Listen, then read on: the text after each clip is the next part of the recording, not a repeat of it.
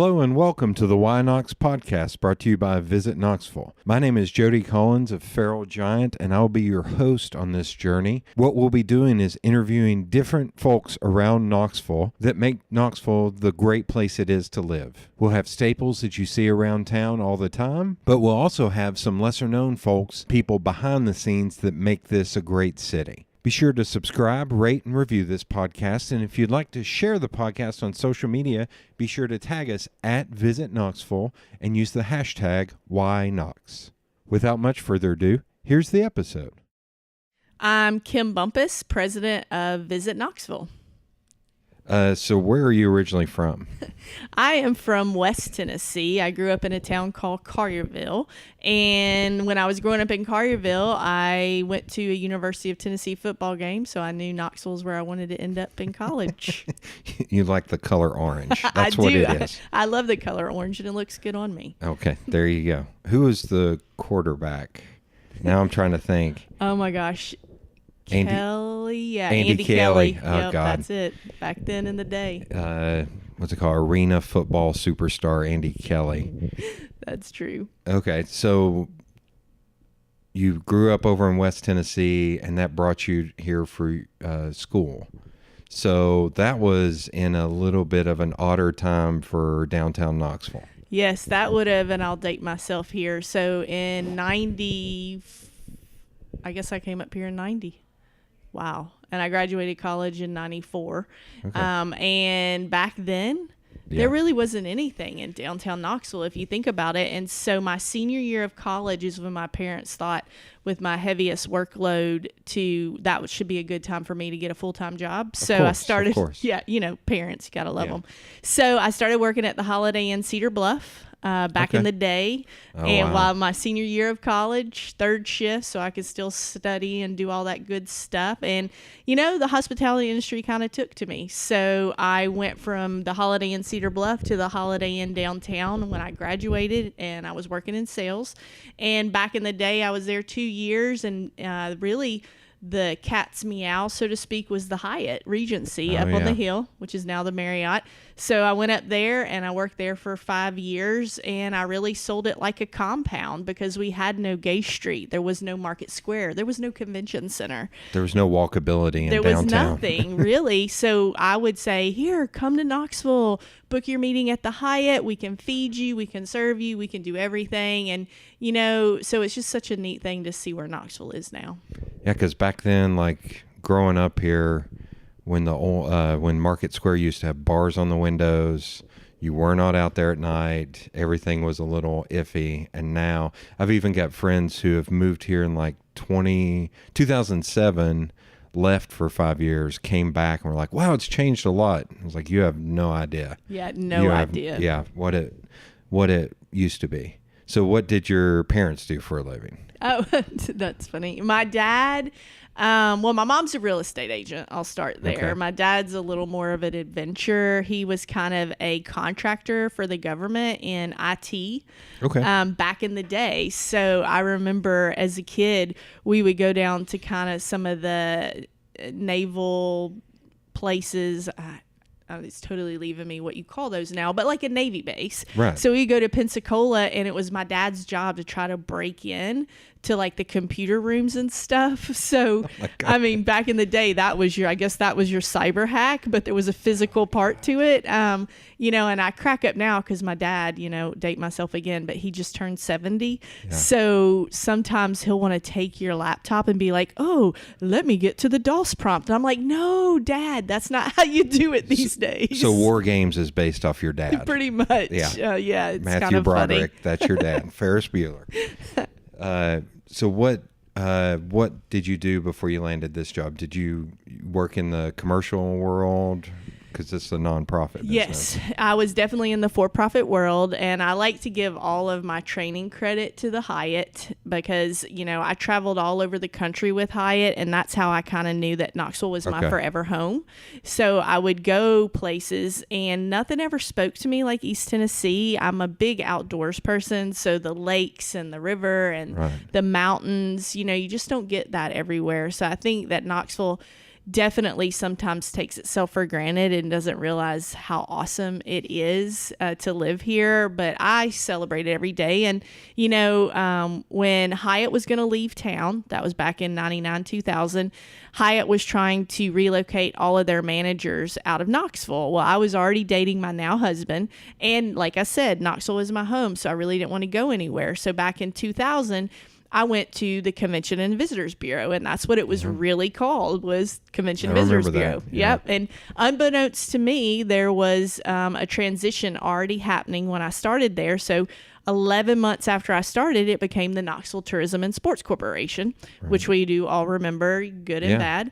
And so through that 10 years, I played a lot of different roles. And then fast forward to 2011, 2012, the community was handed an opportunity, but it came in a negative package. And so we had to kind of a shakeup. But what was really important for our community is that we got a chance that a lot of communities probably wish they did. We were able to keep what was good about the Convention and Visitors Bureau and throw out what was bad, and rebrand, become Visit Knoxville. And, we're on our 5 years right now. This is our 5-year anniversary on November the 1st. And I'm just really proud of where we've come in the last 5 years. Trying to shrug off the humbleness of Knoxville and show it for what it really is. Definitely. We've never been on the map as a premier getaway destination for like that leisure traveler to come here for that 2 to 4 night stay. That just wasn't happening. And that had to speak to the old model where marketing just wasn't a priority. It was more just group focused. And maybe 15 years ago, that made a lot of sense. Cause like we already said, there wasn't much of a visitor experience. It was just kind of brick and mortar and come have your meeting in a hotel and that'll be good enough. In a basement of a hotel. Yeah, exactly. So we've come a long way, and it's just a really magical time. And I think the outlook for the next 5 years is going to be just as important as this past 5 years. Yeah, it's been a weird, gradual, slow growth that every time I feel like, oh, this is it.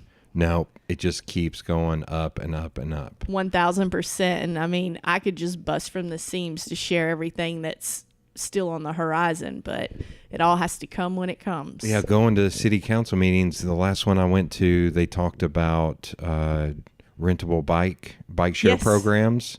Yes, that's Zagster. Oh, and it's right here in the office. It is. We're looking right at it. And that's going to be a huge thing. From a visitor experience, having a bike share is a game-changing especially with all the experience. bike trails. And I was talking to a lawyer earlier today about how a visitor who's staying in downtown who can then just hop over to IAMS, like on a bike without having to Uber or do anything else, is crazy. Oh, it's going to be awesome. And, I love riding bikes. So I ride my bike from downtown to Cedar Bluff and back, which is about 30-mile ride. And I only see the street like twice. It's amazing. All via greenways. And that's just something that Knoxvillians, I think, take for granted, but visitors see. So that's also another like secret to our jobs here at Visit Knoxville is we get to see Knoxville from the eyes of a visitor every day. And so we get pumped up every single day. So it's exciting. Do you ever go on the crazy mountain biking paths? One time. I do have a mountain bike, and I also have a 14-year-old hip replacement. So what happens there, I was going down Augie's Run, which is over IAMS, and it's kind of a more elevated trail. It's for like people that know what they're doing, which means not me. And Aaron Donovan. Yeah, my lady tree hugger. Yes, that one.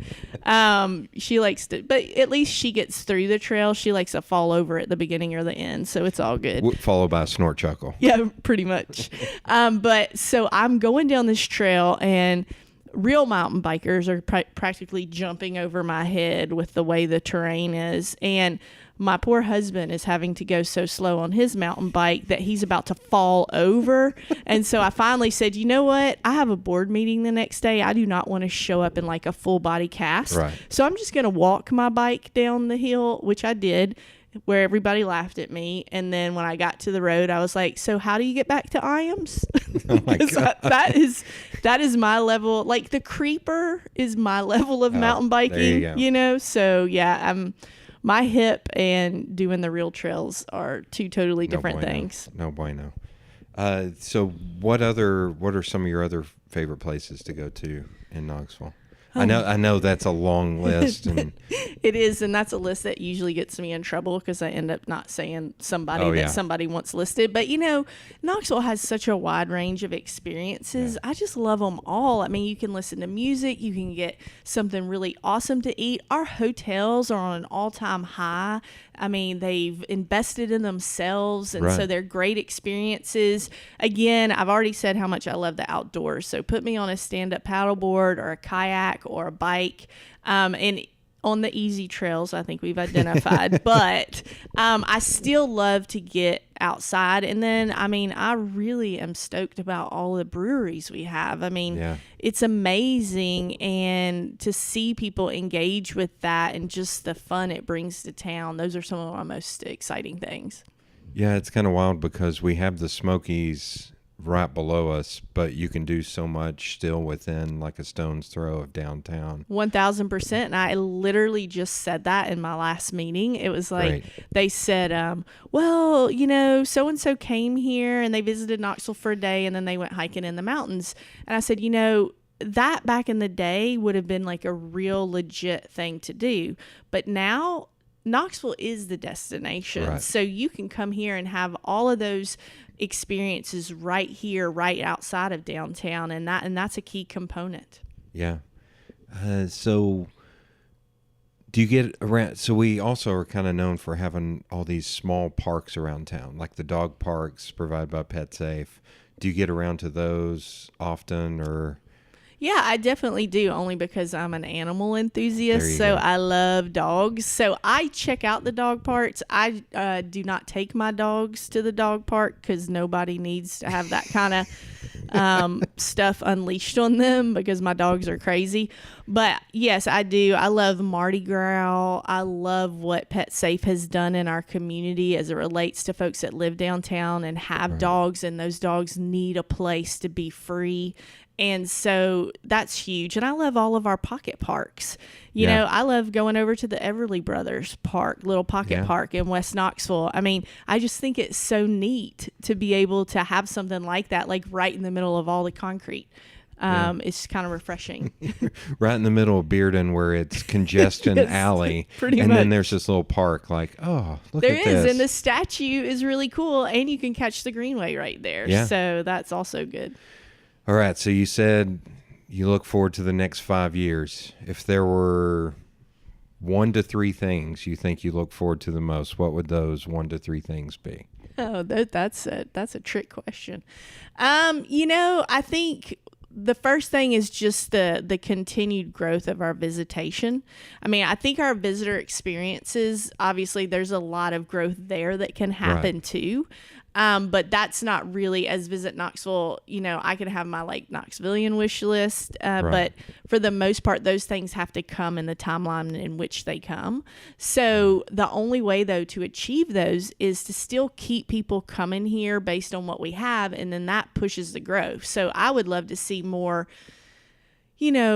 possibly more like not grocery shopping per se, but some form of food shopping increase downtown. Okay. I think that's huge because sometimes I get visitors that are here on an extended stay, and so they have those needs. And we do have it in close proximity with University Commons, and that's great, but there's also opportunity there. There's other key attractions that could come to town in the next few years that would be huge and dynamic. And just to continue our outward growth, because if you see the footprint of downtown, it's growing. It's going into Happy Holler, and that's downtown now, and South is downtown now. Well, even with what Randy's looking at with the baseball stadium potentially, which I know may be like hush hush or whatever, but buying like up the that world's big best kept secret. Yeah, buying that big plot of land over there, and to have baseball that. Literally sitting in your office, we could see the baseball stadium. It would be, again, I know I've said game changing before, but it would be game changing. Pun and intended. Then, yes, and the Magnolia Corridor would also be amazing that the city's looking at investing in and making that connection to the zoo to downtown and Chilhowie Park. I think these are things that are going to happen in the next 5 years, and that's what really gets me excited. There you go. Well, thank you for being on here. No, thank you. It was awesome.